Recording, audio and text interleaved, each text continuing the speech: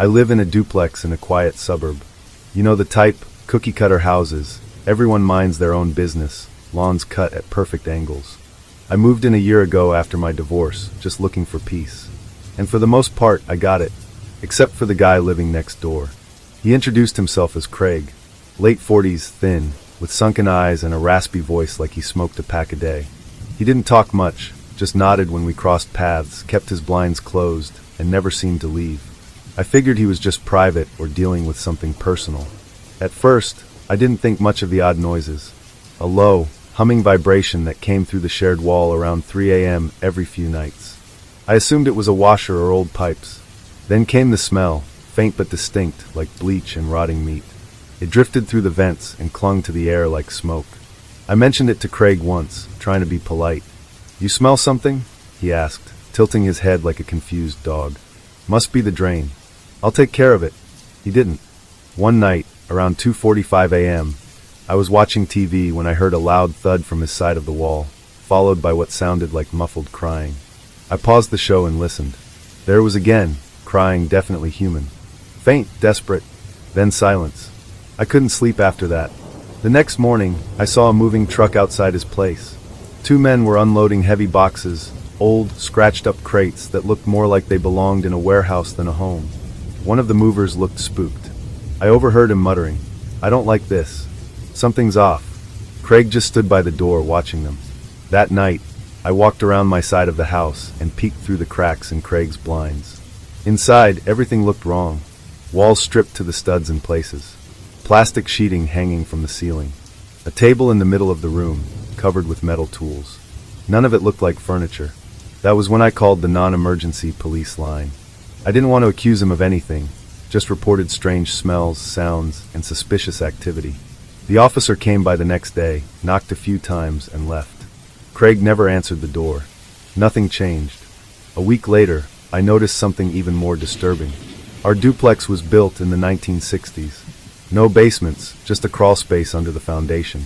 I'd verified that before buying. But that night, I saw Craig hauling a large piece of plywood through his side door, followed by a wheelbarrow filled with dirt. I watched as he disappeared inside. The next day, I went online and found the original building plans for our duplex. No basement, no lower level, just the crawl space. Yet that night, I felt a tremor through the shared floor, like someone was drilling downward, and the smell returned, stronger. I decided to investigate. I waited until Craig left, which he rarely did, and I crept over to his backyard. Through the narrow space between the houses, I found a vent that led under his floor. I pulled it open and shined a flashlight inside. What I saw chilled me. There was a wooden ladder leading down into a pit, far deeper than a crawl space. The dirt had been dug out, forming a steep, unnatural tunnel beneath the house. The walls were reinforced with wood beams, and there were wires running along the ceiling, connected to a dim, flickering light bulb below. Someone had built a basement where none should exist. I crawled back out and ran home. I tried calling the police again, but this time I didn't get a response. My call didn't go through. Just static. I tried again and again. Same result. That night, I woke up to knocking. Not at my front door, but inside the wall. Knocking. Then a voice. "Help, please." It sounded like a woman. I pressed my ear to the drywall. She was sobbing. "I can't see. I don't know where I am." I slammed the wall with my fist and shouted, "I'm calling the cops." The knocking stopped. I slept with a knife under my pillow. The next morning, I confronted Craig. I pounded on his door, heart racing, ready to scream. But no one answered. I went to the backyard again. The vent was sealed with fresh screws. No trace of the tunnel. I finally called a private investigator. He came 2 days later, took photos, asked around the neighborhood. Turned out no one had ever seen Craig. Not really. Not at the store, not on walks. Nothing. The kicker? The realtor who sold me the duplex swore the other unit had been vacant for over a year. "Are you sure someone's living there?" he asked. "That side's been empty since the last tenant disappeared." I felt my stomach drop. That night, I bolted all my doors and stayed up until sunrise. Around 3 a.m., the noises started again. Crying. This time, multiple voices. And then a low, guttural laugh. The next morning, Craig's side of the duplex was empty. Door wide open. Inside, everything was stripped. No plastic sheets. No table.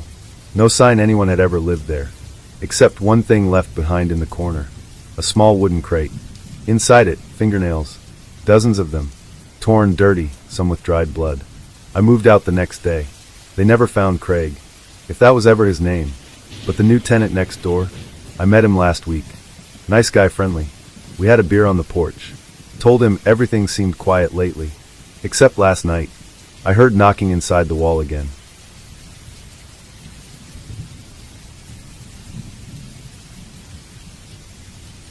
I used to go camping to disconnect. No phone, no people, just trees and silence. After my dad passed away, I started going more often. Something about the quiet helped me cope. That's why I didn't think twice when I planned a solo weekend deep in the woods last September. I chose a remote site in the Appalachian Mountains, miles from the nearest road. It wasn't an official campground, just a clearing I found on a hiker's forum. People said it was peaceful, untouched, and had a stream nearby. Perfect. I got there by mid-afternoon, pitched my tent, built a fire ring, and made dinner. The forest was alive with the usual sounds: wind through the trees, distant birdsong, the crackle of firewood. It was everything I needed. That night, around 2 a.m., I woke up suddenly. No sounds. Like the entire forest had stopped breathing. No wind, no insects, nothing. Then I heard it, a soft crunching sound like footsteps on dry leaves. Slow, deliberate. I froze. The sound circled the tent once. Then again.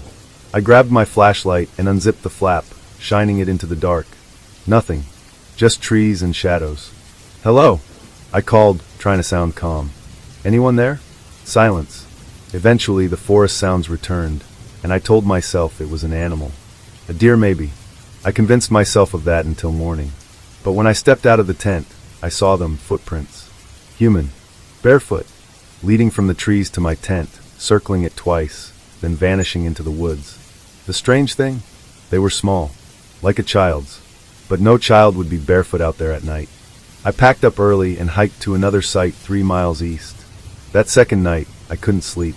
I kept the flashlight in my hand and the knife from my cooking kit close. But nothing happened. No sounds.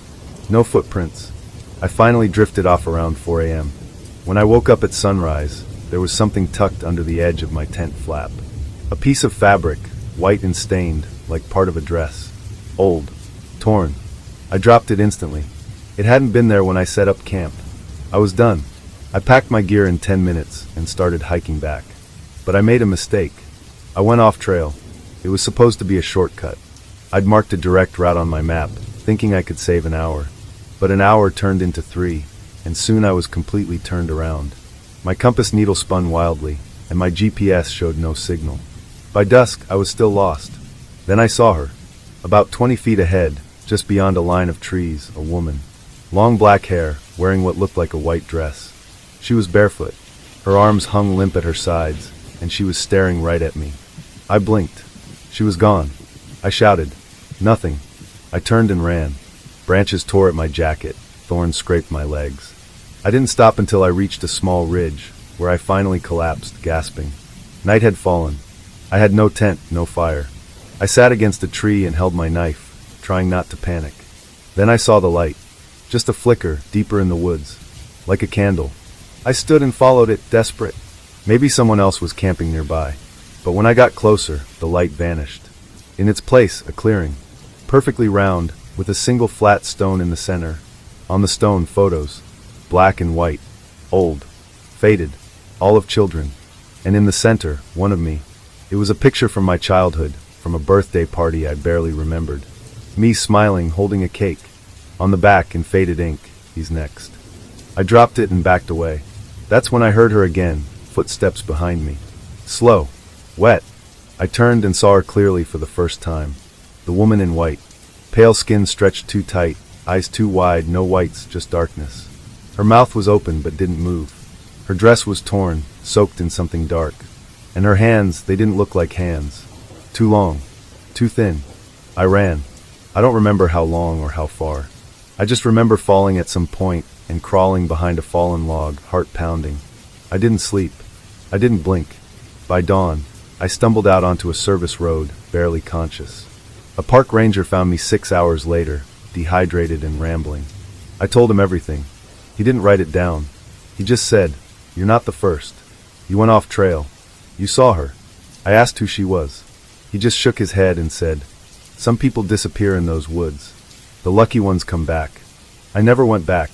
I moved across the country. I deleted my hiking apps, sold my gear. But last week, I got a letter. No return address. Inside was a photo of me, sleeping in my bed, and in the corner of the photo, half in shadow, stood the woman in white.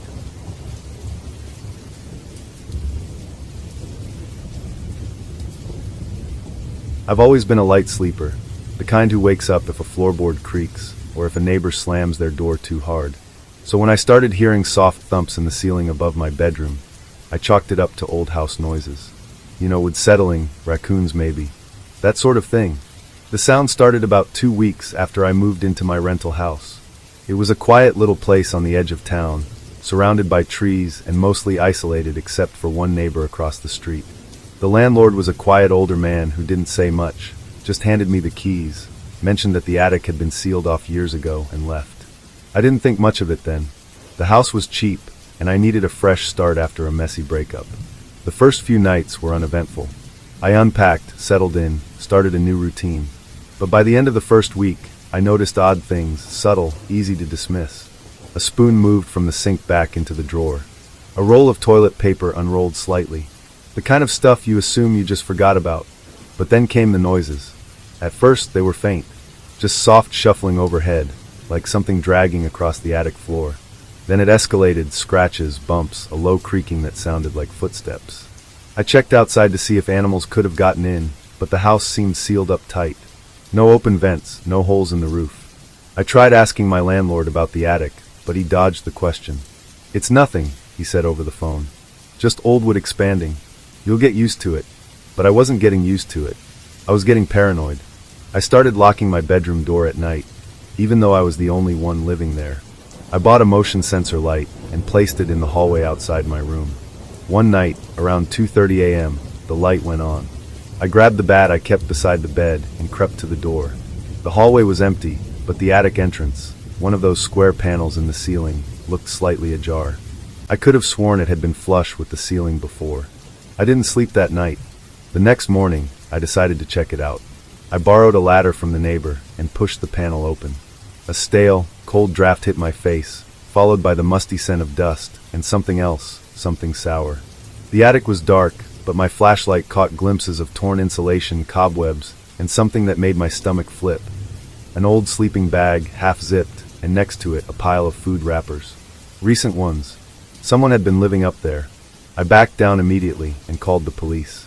They showed up, searched the attic thoroughly, and confirmed my fear. Someone had been living there. There were empty water bottles, a small radio, and even a notebook filled with bizarre, rambling thoughts. No name, no clue who it belonged to. The cops assumed it was a homeless person who snuck in before I moved. But that didn't explain how they were still getting in. The attic had no outside access. And the locks on my doors? They'd never been tampered with. I installed security cameras the next day. 3 of them, one in the living room, one in the hallway, and one pointing at the attic hatch. I checked the footage every morning. For a while there was nothing, until last Friday. At exactly 3:08 a.m., the hallway camera caught something. The attic hatch opened slowly, and a head emerged, bald, pale, eyes wide open. A man. He climbed down silently, barefoot, wearing what looked like a hospital gown. He stood outside my bedroom door for 11 minutes. Just stood there, breathing. Then he climbed back up. I watched the video at least 20 times, hands shaking. I called the police again, but when they searched, the attic was empty. Everything had been removed, sleeping bag, notebook, trash. All gone. They found a narrow crawl space behind the insulation that led to the basement wall.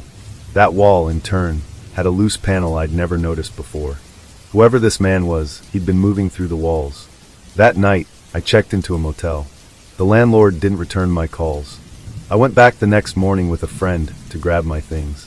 Half my clothes were missing. The police later confirmed fingerprints all over my room that didn't match mine. I broke the lease.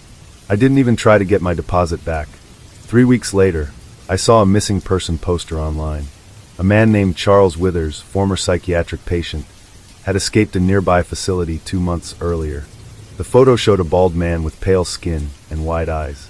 I'm almost certain it was him. But here's what keeps me up at night. The police never found him. They think he's moved on.